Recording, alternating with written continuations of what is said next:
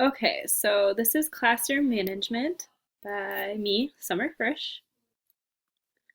So the first one I wanted to start off with is routines. I think it's very important to establish a routine with your students. I really like the idea of when you get to school in the morning, you have your morning routine where the teacher goes through the list of everything that they're going to do for the day. So they kind of have a preview for the day and they feel like they know what's going on.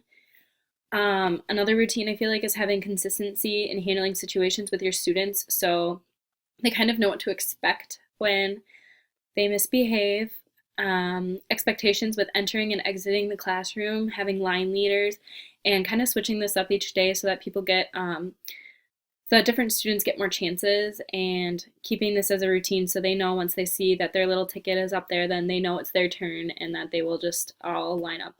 Um, Leaving your seat, I would really like to have the use of passes. So if they need to get up to go to the bathroom, they can do that. But just making sure to let the teacher know and then taking one of those passes. And I would only want like 1 to 2 students out of the classroom at a time so I know what all of the kids are. Silent reading, I kind of like the idea of after you finish an assignment, if you finish early, having silent reading time. So getting into that routine, showing them where their books are. Maybe each of them have a basket based on what they have for their reading level, and just allowing them to have some of that time and that kind of as a routine. So when they get done, I don't have students coming up to me, I'm done, what am I supposed to do next kind of thing. They just know it's the routine that they will be silently reading until their class is ready. And then cleanup, I think that's a huge part of it. Showing them where everything in the classroom is located and then having them kind of practice that, I think would help. And then also kind of the whole pick up the scraps thing at the end of each day, just setting that routine so that they know what's expected when they're supposed to clean up. Number two, so establishing the rules. I think it's really, really important for the teacher to describe the behavior to the students so they know what's expected, but then model it for them. So, okay, we are going to line up now. This is how we line up and get up there and show them. Line up a few students. This is where how I would like you guys to line up. For like cleanup or when you need them to grab something. Here's where the scissors are located.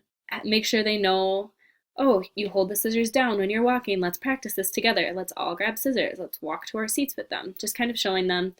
And then, like I said before, here's what silent reading looks like. So I think it's really important that you describe and then model the behavior so they know exactly what is expected of them and there's not any confusion. Make sure to review this multiple times, especially during the first couple weeks of school, just so they get into the habit of it. They are going to forget, especially right away, so just kind of keeping that in mind. And then letting them create their own rules, I think, is a great idea.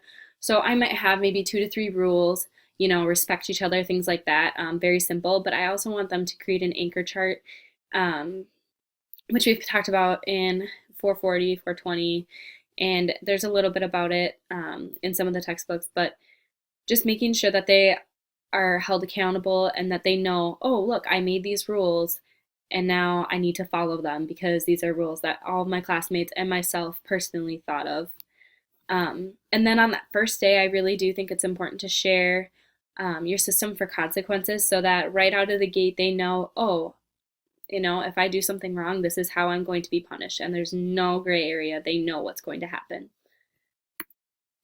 The use of rewards in the classroom. So I like the idea of displaying student work because I think it really creates a positive atmosphere. They know that they're appreciated and that their work is being put up.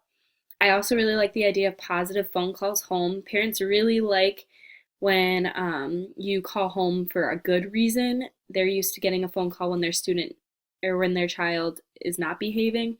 So I think it's kind of cool to just, shoot them an email or give them a phone call. Hey, your child did a really great job today sitting at read aloud, or in math they answered 2 questions and normally they don't talk at all. Like it was a really great day for them, kind of thing.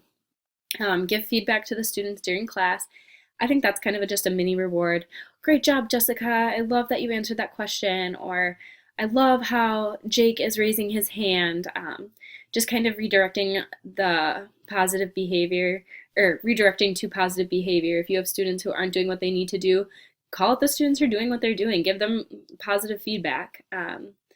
I don't really think I agree with the whole token economy aspect. However, I like the idea of kind of sticker charts, stars, small rewards, kind of letting the students keep track of their own behavior.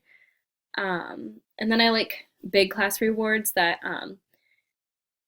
unless they're all awful, that they will probably be awarded with, such as a movie, 15 minutes of free time at the end of a Friday, a game day, or a day where a choice activity might be a game, just things like that that really excite them and they don't really cost any extra money. And then creative positive relationships with students. I would say that's a key thing overall.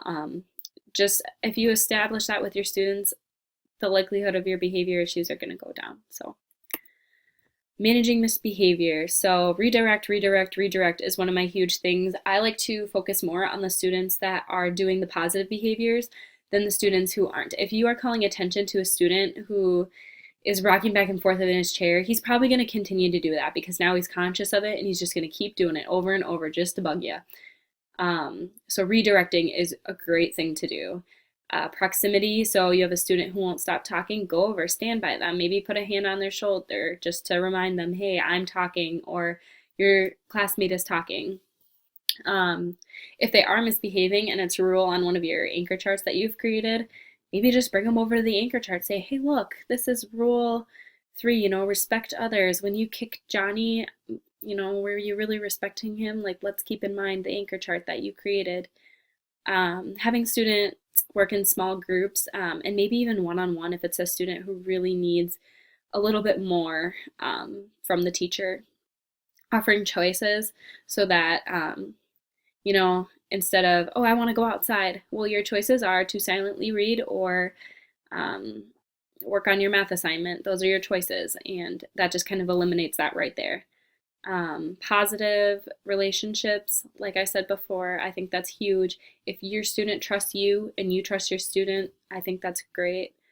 Communication with parents is huge as well. Make sure you are talking to the parents the first time that you have conferences with them. You should not be telling them, oh, your student has a behavior issue. They should know this right off the bat. Like, you should be in constant communication, and make sure you have that 4-to-1 ratio where you're telling the student and the parents 4 positive things to 1 negative. And then consequences. So making sure you can use nonverbal cues where you just kind of give them the look, or the proximity, moving the activity along, redirecting the student, just kind of getting them out of that. Especially for younger students, I feel like they kind of forget that they were even doing something. So just kind of redirecting, talking to the student about it if needed.